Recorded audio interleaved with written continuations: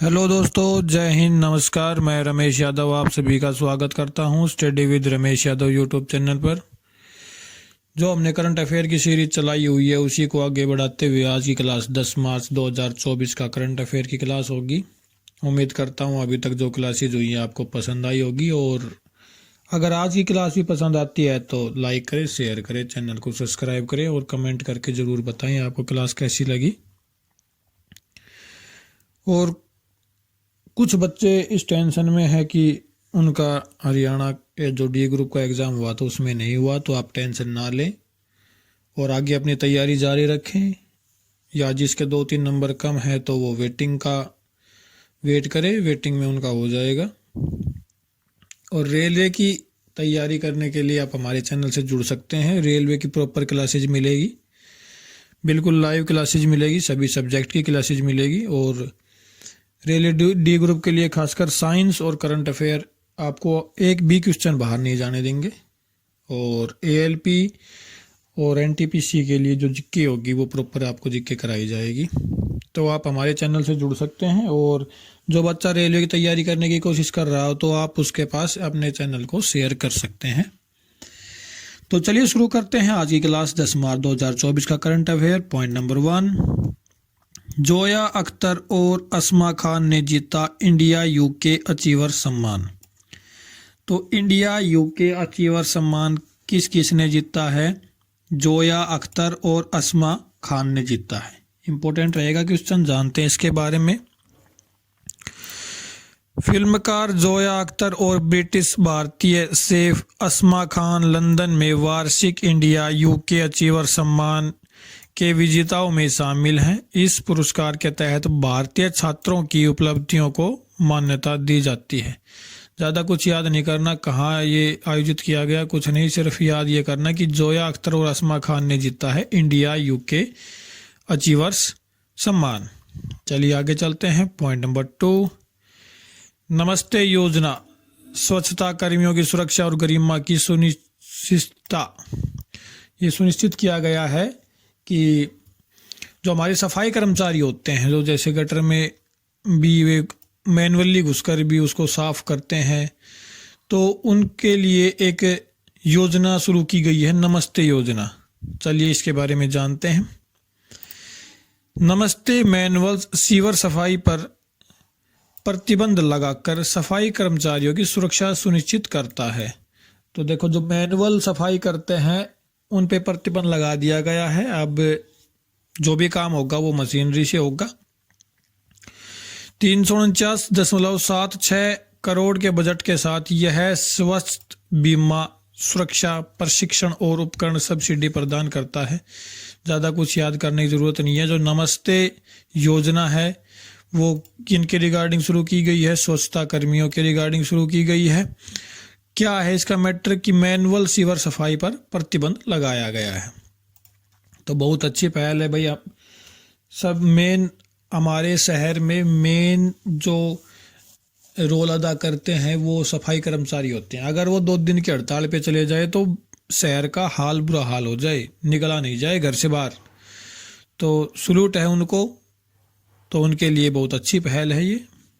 चलिए आगे चलते हैं। पॉइंट नंबर 3, जेम्स एंडरसन बने 700 टेस्ट विकेट लेने वाले दुनिया के पहले तेज गेंदबाज। तो 700 विकेट लेने वाले दुनिया के पहले तेज गेंदबाज बने हैं। तो इसका मतलब है कि जो स्लो बॉलर थे वो ऐसा कर चुके हैं। तो उनका नाम है, देखो, जेम्स एंडरसन है। करंट में क्वेश्चन है तो ये आ सकता है कि हाल ही में 700 विकेट लेने वाले दुनिया के पहले तेज गेंदबाज कौन बने हैं? जेम्स एंडरसन बने हैं ये इंग्लैंड के हैं। चलिए इनके बारे में जानते हैं। टेस्ट इतिहास में इंग्लैंड के लिए सबसे ज़्यादा विकेट लेने वाले महान तेज गेंदबाज जेम्स एंडरसन ने धर्मशाला टेस्ट में एक बड़ी उपलब्धि अपने नाम कर ली। एंडरसन ने यहां कुलदीप यादव को आउट कर अपने टेस्ट जीवन का 700वां विकेट हासिल कर लिया।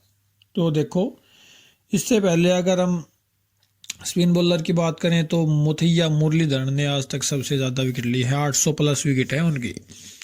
और भारत की बात करें तो अनिल कुंबले भी ये कर चुके हैं, लेकिन वो स्पिन बॉलर हैं, फास्ट बॉलर हैं, तो इनका करंट में रहेगा। विकेट 700वीं विकेट किसकी ली है? कुलदीप यादव, हमारे भारत के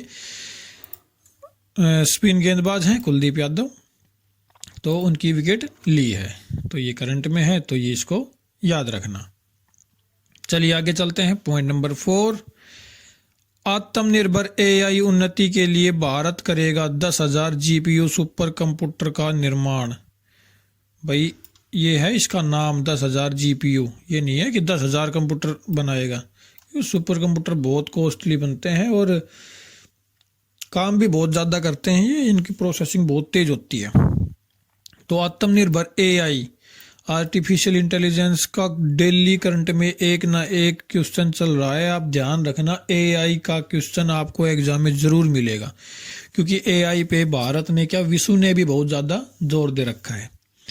आर्टिफिशियल इंटेलिजेंस के ऊपर बहुत ज़्यादा जोर दे रखा है। तो आत्मनिर्भर एआई उन्नति के लिए भारत ने कौन सा सुपर कंप्यूटर बना रहा है? जीपीयू सुपर कंप्यूटर बना रहा है। 10,000 जीपीयू नाम से एक सुपर कंप्यूटर है, उसका निर्माण किया जा रहा है। चलिए जानते हैं इसके बारे में। प्रधानमंत्री श्री नरेंद्र मोदी के नेतृत्व वाली भारत सरकार ने इंडिया एआई मिशन के लिए $1.24 बिलियन के नए निवेश को मंजूरी दे दी है।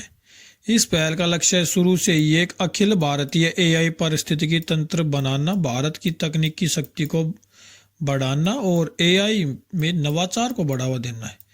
तो देखो, एआई को बढ़ावा देने के लिए भारत ने कौन सा सुपर कंप्यूटर बनाया है? जीपीयू सुपर कंप्यूटर बनाया है। ध्यान रखना, एग्जाम में 100% आएगा। सुपर कंप्यूटर क्या होते हैं? जो बहुत सी कैलकुलेशन को बहुत ही जल्दी कर देते हैं, उनको हम सुपर कंप्यूटर कहते हैं। बहुत बड़े आकार के होते हैं, छोटे नहीं होते। इनको एक जगह से दूसरी जगह ले जाना आसान नहीं होता, तो बहुत बड़े आकार के होते हैं। तो एआई को बढ़ावा देने के लिए किया जा रहा है ये। चलिए आगे चलते हैं। पॉइंट नंबर 5, फ्रांस गर्भपात को संवैधानिक अधिकार घोषित करने वाला दुनिया का पहला देश बन गया है।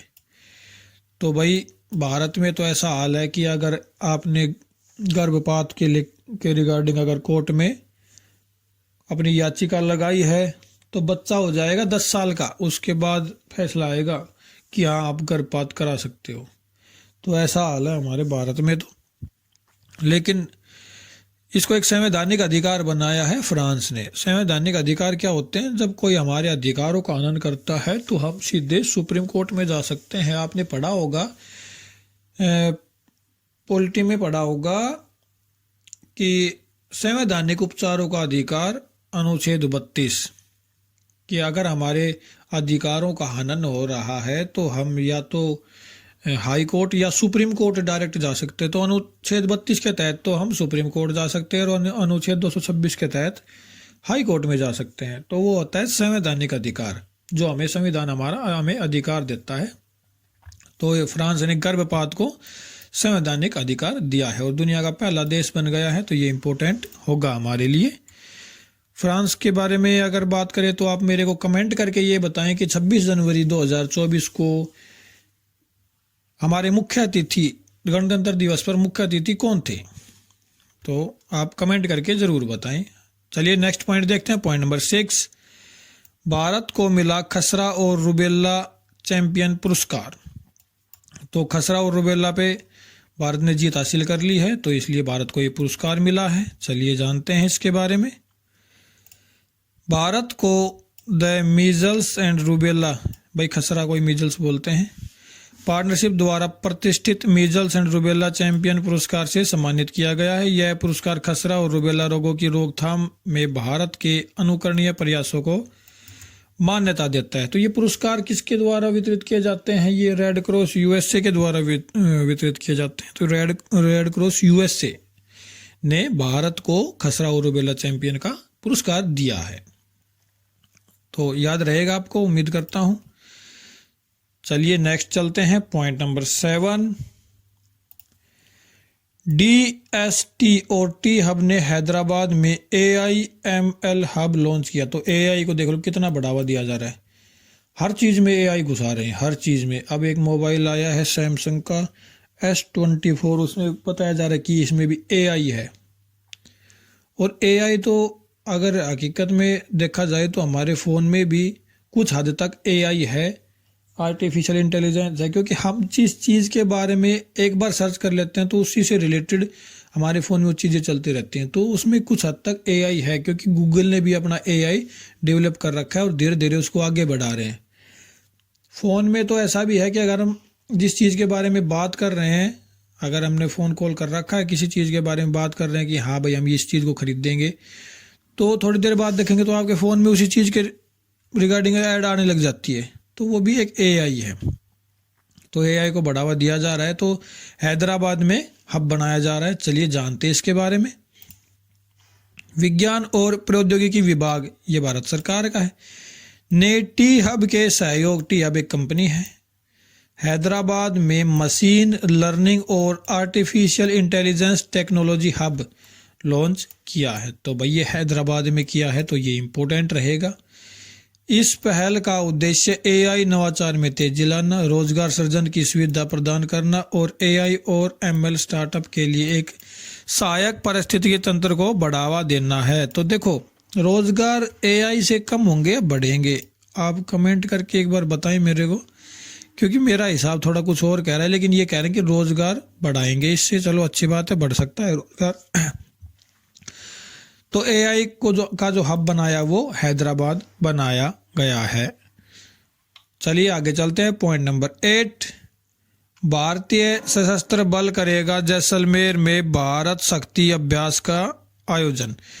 तो भारत की तीनों सेनाएं मिलकर करेंगी भारत शक्ति अभ्यास। कहाँ होगा? जैसलमेर में होगा। कौन कौन सी सेनाएं होंगी? चलिए जानते हैं। वायुसेना, थल सेना, जल सेना। भारत की तीनों सेनाएं, थल सेना, नौसेना और वायुसेना, राजस्थान के जैसलमेर जिले में स्थित एशिया की सबसे बड़ी फील्ड फायरिंग रेंज में, एशिया की सबसे बड़ी फील्ड फायरिंग रेंज है अपना जैसलमेर, याद रखना। भारत शक्ति नाम से सबसे बड़ा अभ्यास करने जा रही है। पीएम मोदी का संभावित दौरा, ये तो दौरा की तो कोई बात इंपोर्टेंट है नहीं, दौरा हो भी जाए ना भी हो। तो एशिया की सबसे बड़ी फील्ड फायरिंग रेंज है और नाम क्या रहेगा अभ्यास का? भारत शक्ति। कौन कौन सी सेनाएं हैं? थल सेना, नौसेना, वायुसेना। तो इंपॉर्टेंट रहेगा आपके लिए, याद रखना। चलिए आगे चलते हैं। पॉइंट नंबर 9, पीएम मोदी ने जम्मू कश्मीर में डेस्टिनेशन वेडिंग को प्रोत्साहन दिया। वेड इन इंडिया, भाई वेड इन इंडिया कि भारत में ही आप अपनी भाई शादी करो, क्योंकि बहुत से लोग हैं जो विदेश में शादी करने जाते हैं। तो नरेंद्र मोदी जी क्या करें कि टूरिज्म, जो बाहर का टूरिज्म है वो भारत में ही रखने की कोशिश कर रहे हैं। जो आपको अभी देखा होगा कि मालदीव लोग घूमने जाते थे तो उनको कहा गया है कि आप लक्षद्वीप आपके पास है तो आप मालदीव क्यों जा रहे हो? तो वही बात है, लोग इटली जा रहे हैं शादी करने के लिए, लंदन में जाके शादी कर रहे हैं, पेरिस में जाके शादी कर रहे हैं। तो नरेंद्र मोदी जी ने क्या किया है? वेड इन इंडिया जम्मू कश्मीर में लॉन्च किया है, इसको प्रोत्साहित किया है। तो इम्पोर्टेंट रहेगा कि वेड इन इंडिया कहाँ प्रोत्साहित किया गया है पीएम मोदी के द्वारा? तो जम्मू कश्मीर में किया गया है। आगे चलते हैं, जानते हैं इसके बारे में। प्रधानमंत्री नरेंद्र मोदी ने भारत को एक प्रमुख विवाह स्थल बनाने की अपनी महत्वाकांक्षी योजना का अनावरण किया है, जिसका लक्ष्य पर्यटन को बढ़ावा देना और देश के भीतर राजस्व बनाए रखना है। कि भाई देश का पैसा बाहर ना जाए, देश का पैसा देश के अंदर ही रहे। जम्मू कश्मीर में एक रैली में उनके हालिया संबोधन ने इस मिशन पर प्रकाश डाला, जिसमें भारत भर के विभिन्न स्थानों में शादियों की मेजबानी की क्षमता पर जोर दिया गया। तो आप याद रखना है, जम्मू कश्मीर में ये किया गया है। चलते हैं next question. Point number 10, Panama अंतर्राष्ट्रीय सौर गठबंधन का 97वां देश बना।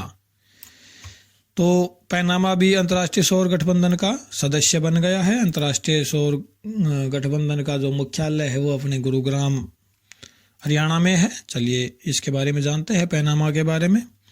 वैश्विक नवीकरणीय ऊर्जा प्रयासों के लिए महत्वपूर्ण विकास में पनामा आधिकारिक तौर पर अंतर्राष्ट्रीय सौर गठबंधन का 97वां देश बन गया है। इसकी घोषणा विदेश मंत्रालय के प्रवक्ता रणधीर जायसवाल ने की। पनामा का परिग्रहण स्थायी ऊर्जा स्रोतों को अपनाने के लिए देश की प्रतिबद्धता को रेखांकित करता है और हरित भविष्य की दिशा में वैश्विक मार्च में एक महत्वपूर्ण कदम है। देखो, इतना कुछ याद नहीं करना। पनामा करंट में है, पनामा के बारे में थोड़ा याद रहना चाहिए। पनामा की जो नहर है वो किस किस को जोड़ती है? कैरेबियन सागर और प्रशांत महासागर को जोड़ती है पनामा नहर। पनामा की राजधानी पनामा सिटी है। और पनामा के बारे में इतना कोई कुछ इम्पोर्टेंट रहेगा नहीं। क्यों नहीं रहेगा? क्योंकि एक बहुत छोटा सा देश है जो उत्तरी अमेरिका जो अपना महाद्वीप है और दक्षिण अमेरिका है उसके बिल्कुल बीच में है पनामा। पनामा ने ही इनको जोड़ रखा है, जो कोलंबिया के साथ जुड़ा हुआ है पनामा। तो पनामा से ही रिलेटेड सिर्फ एक ही क्वेश्चन ज़्यादा इंपॉर्टेंट होता है कि पनामा की जो नहर है वो किन किन को जोड़ती है? तो कैरेबियन सागर को और प्रशांत महासागर को ही जोड़ती है। राष्ट्रपति अगर देखना चाहे तो जुआन कार्लोस वेरला यहाँ के राष्ट्रपति हैं बस, और इसके लिए कोई इंपॉर्टेंट रहेगा ना। पनामा सिटी राजधानी में बता ही चुका हूँ। तो कैसी लगी आज की क्लास? उम्मीद करता हूँ अच्छी लगी होगी, और अगर अच्छी लगी है तो आप शेयर ज़रूर करें, कमेंट करके ज़रूर बताएं, लाइक करें। लाइक नहीं आ रहे हैं, आप क्लास के व्यू कुछ हैं, लाइक कुछ हैं, तो आप लाइक तो कर ही सकते हैं कम से कम। और शेयर करने में कुछ पैसा तो लगता नहीं, तो आप कम से कम शेयर तो करें। और बहुत ही जल्द लाइव क्लासेस शुरू होंगी, तो आपका सहयोग रहा तो हम लाइव क्लासेस शुरू करेंगे। अगर सहयोग नहीं रहा तो फिर कैसे हो पाएगा ये? हालांकि हमने मटेरियल जो है वो सभी ऑर्डर कर दिया है, आ जाएगा, और सेट होने के बाद आपको इन्फॉर्मेशन दे दी जाएगी। तो आप लाइव क्लासेस ले लेना। लाइव क्लास में आके आप कोई भी आपका क्वेश्चन है, क्वेरी है, वो आप लाइव पूछ सकते हैं। तो आज के लिए इतना ही। क्लास देखने के लिए धन्यवाद। Thank you very much.